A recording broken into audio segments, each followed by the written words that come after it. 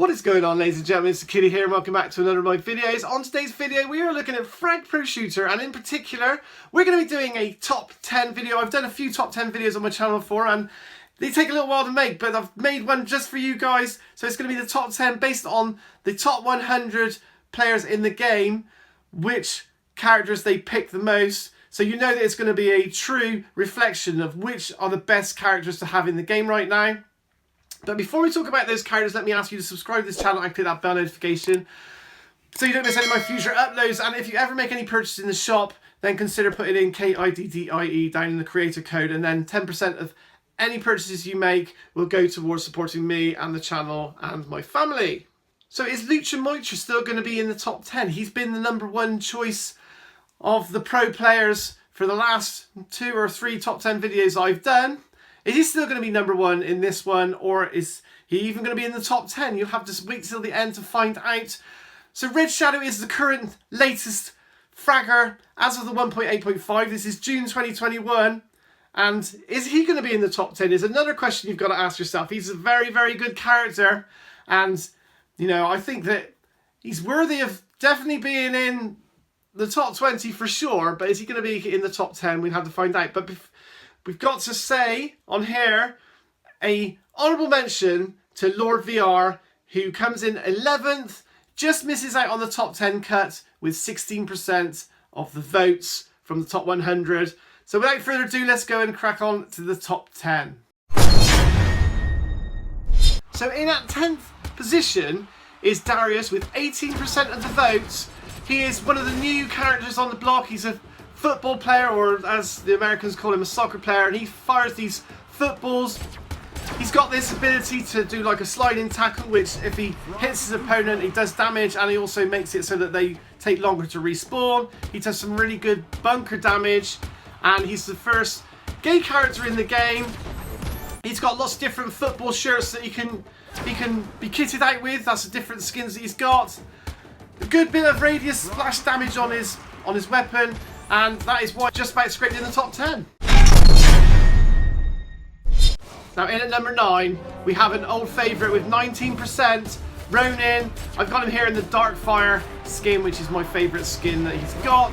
And he's just always been, ever since he first came out, he's just been always in the top 10 meta because he's just so good. And you know, he can take out multiple people, and there's players out there that can play him fantastically and destroy decks with no problem whatsoever. So in at number 8 with 24% is Queen Unicorn, and a bit of a giveaway here, but Queen Unicorn is the only defensive character in the top 10 now. The boss is not even getting a look in the top 10. But Queen Unicorn has managed it. So 24% of the top 100 players, that's almost a quarter for you mathematicians out there. And, you know, Space Unicorn uses Queen Unicorn a lot. A really good radius on the weapon. If you've got the frag powers, you get an increase in speed. That rainbow effect is just really, really useful. Now in at number 7, we have Takeshi. Now Takeshi is a reasonably recent character, quite slow, but his ultimate is one of the best. His ultimate is almost like a portable boss ultimate ability, and he has been nerfed back a little bit of late, but he's still in the meta, as you can see, with nearly a third of the people in the top 100 voting for him. That ultimate ability, you can just take out so many characters with it. It still lasts a pretty good long time. And I know I use him in my main deck as well. Now in at number 6, with 36% of the vote, is Stella. She's been nerfed 2 or 3 times, but there's still no doubting that she is the fastest, one of the fastest characters in the game, and I personally have her in my deck, and I put the implants on to make her even faster, so she gets like a crazy 17.5 kilometers per hour speed, so she can run super fast. Her ultimate ability makes her fly, and what more do you want than a flying fragger on your deck? You can take out people so nicely with her ultimate ability, and you can quickly fly into decks and try and avoid getting shot. Amazing character. In at number 5, with 41% of the vote, is Lucha Moitra. Now, when I was compiling this list of top 100, I was wondering if he was still going to be able to make it in here, but there is no doubting that the top 100 players are still picking him for their deck. He has the most health in the game, as you know. I think he's got, like, with my level 12, he's got over 1,000 health. He's got this chainsaw and the cloud of fart gas which he uses to jump and also to harm opponents. Very, very effective, and you know if he's got him in your deck, he can just keep on attacking and pushing forward, and he takes so long for the opposition to destroy, and that's why he's still in the top 10. Now in at number 4, with 46%, was a surprise for me. I knew he was good, but I didn't know he was used that much. Now the 4th, 3rd and 2nd positions were only separated by 1%, so you know he could have easily made it into being the number 2 choice. Sombrero has got a unique ability when he does his ultimate and shakes those maracas. Anyone that your team kill creates those bombs that go heading straight for the bunker. So effectively, if you wanted, you could just defend and you'd be able to attack the bunkers and the base while you're defending. If you've got some frag powers on him, if you've got one particular frag power on him, it makes his ability cooldown 4 seconds less, so you can effectively almost have his ability running for the entire match. Now in at number 3, with 47% and getting into the meta for the first time, I believe, is Volcano. Now Volcano was the first ultimate, not the first ultimate, he was the first legendary fragger that I actually got in the game way back when I started playing like 18 months ago, and the buff that he received recently was probably a little bit too much of a buff, because he's one of the most powerful fraggers in the game right now. There's no denying the flame that comes out of those shots and the quickness of those shots.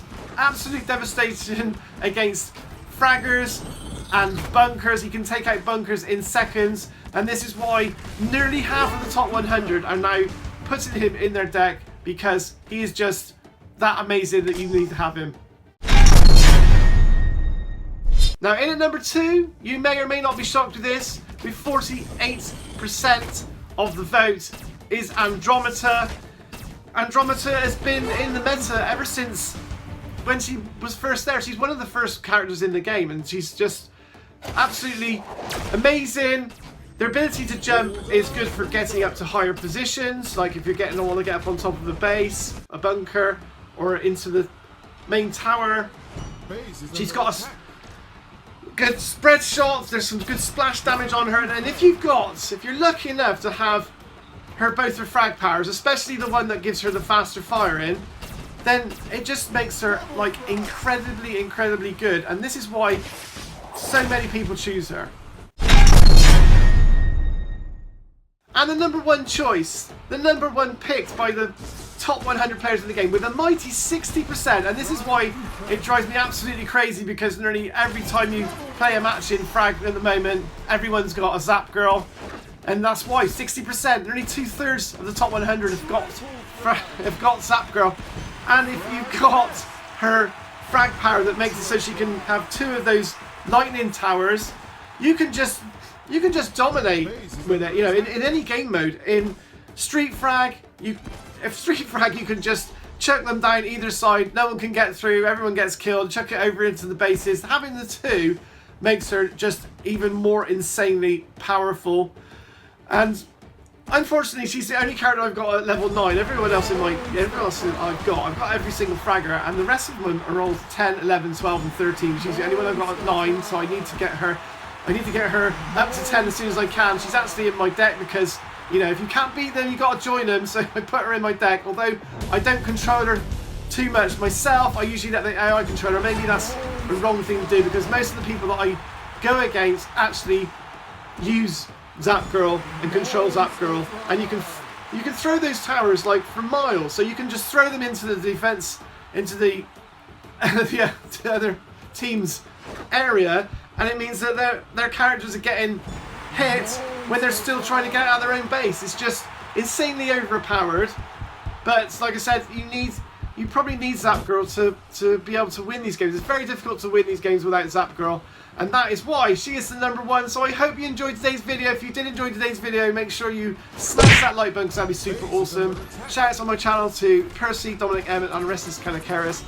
And if you want to help to get this channel to 20,000 subscribers and even further, then make sure you share today's video and feel free to check out one coming along shortly. Bye for now.